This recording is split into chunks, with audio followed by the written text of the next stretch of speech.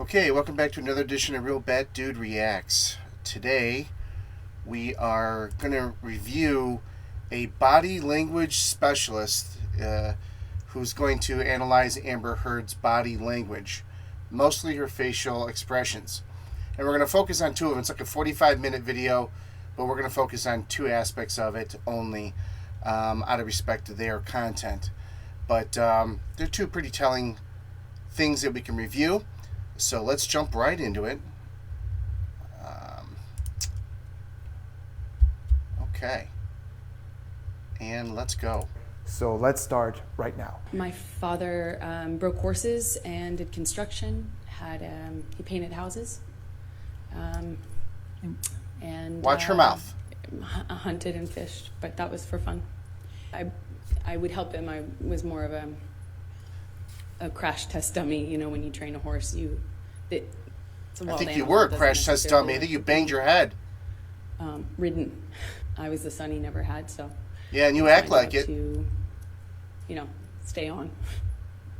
All right, now as you guys know, I love to start by establishing a baseline because lie detection really depends on how far we deviate from our baseline, and there are certain things that hold more or less weight depending on how often we do them. Now you might be thinking to yourself, why do we need to establish a baseline? We already did one with her deposition 6 years ago.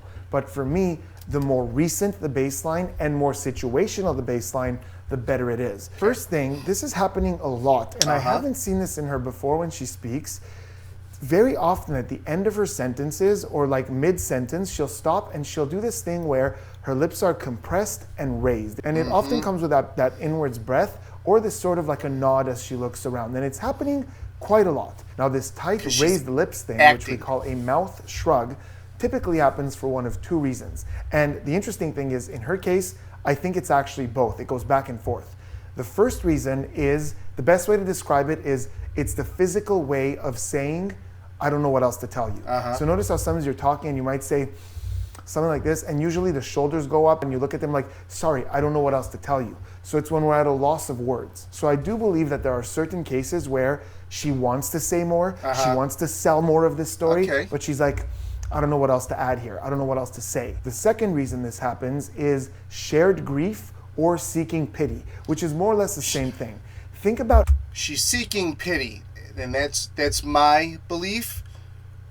Nothing that he says. I believe that she's acting, overacting, using facial expressions to try and manipulate the jury. Any event where a bunch of people are feeling pity and sharing grief, like a funeral, for example. You might walk in and you might see someone you know, and they might look at you and go like this. And there's a little bit of that, you know, it's hard to express in words how I feel, but the reason that happens is the following. When we're sad, when we're actually grieving, our chin tenses up. And it's really hard to smile when there's tension here. It looks weird, look. Like, it's really hard to do. So in that setting, when you're grieving, when you're sad, and you see someone and you want to extend a polite smile, it's really hard to actually... I think your chin's going to tighten up a lot, and your lip might tighten up too, like maybe your bottom lip. She's not doing that. Smile. So the best we come up with most of the time is this. It's an acknowledgement and isn't this sad? So in the case of Amber, I think she's doing this as a mechanism to seek pity, to be like, I'm grieving, share this grief with me. Speaking of seeking pity, listen to the language that she's using when she describes her childhood. In that one sentence where she talks about, you know, the things she used to do with her father, first she says, I was a crash test dummy when she talks about riding horses. Then she says, I was the son he never had.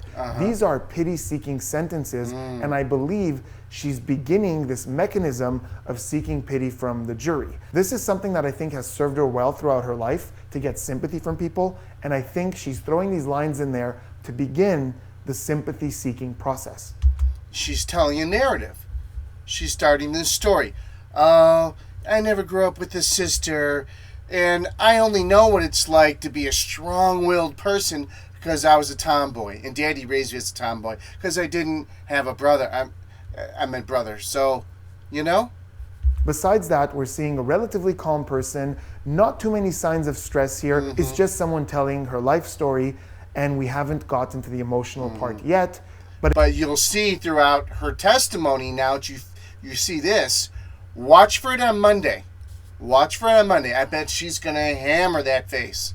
She's going to seek so much pity because that's all she's got left is a little more testimony of herself and then maybe a couple of her witnesses, and then it's cross time. So you're going to see a lot more of that manipulation, I think, is what she got left.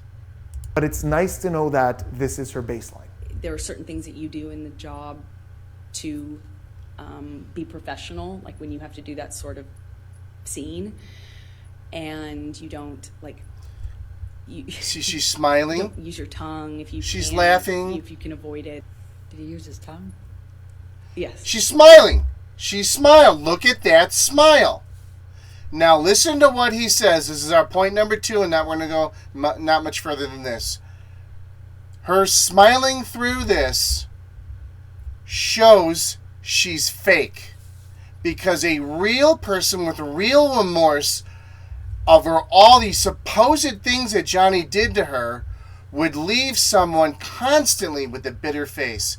You don't have those memories anymore. She's not only was she playing her frumpy face, now her face shows that she's lying because she's still enamored with him and she still look back at those fond memories when she should have a sour look on her face. Listen to the expert.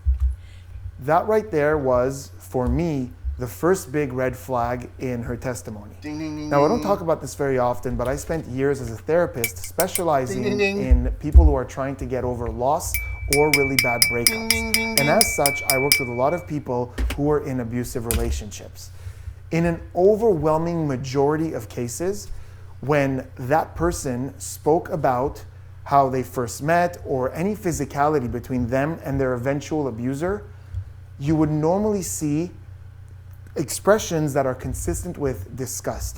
So even thinking back to when they were physically together, Because you would be disgusted because how could I ever let that person, if their feelings and experiences were true and real, how could I ever let that person make me, I feel disgusted in myself for feeling that way, knowing what I know now. That's why you don't have the kind and loving facial expressions that she's having. you would see these cringes, you would see the nose crinkling. It's not a pleasant memory for them. It's very unlikely that she would reminisce on their first kiss, which is what she's doing in this scene, and him putting his tongue in her mouth and get all giddy and smiley and almost like she's feeling those butterflies again. Now, I'm not saying it's impossible, but I am saying it's highly improbable. As you guys know, I rarely speak in absolutes because there are exceptions to every... That's okay. We're going to take that. That's our second point. Hold on here. Sorry about that.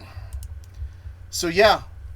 So, this is behavior, body, facial specialist says that's one of her... And that was just the beginning of her testimony. Is that, that's a red flag. And, man, she laid on the red flags that whole morning and that whole afternoon session. So, not just me saying it or other people who are Depp fans. It is a behavioral body specialist. So, yeah, Amber, good luck on Monday or Tuesday. Because when cross-examination hits, it's going to be game over. Guys, if you like the video, please hit the thumbs up, like, and subscribe. Take care. See you in the next one.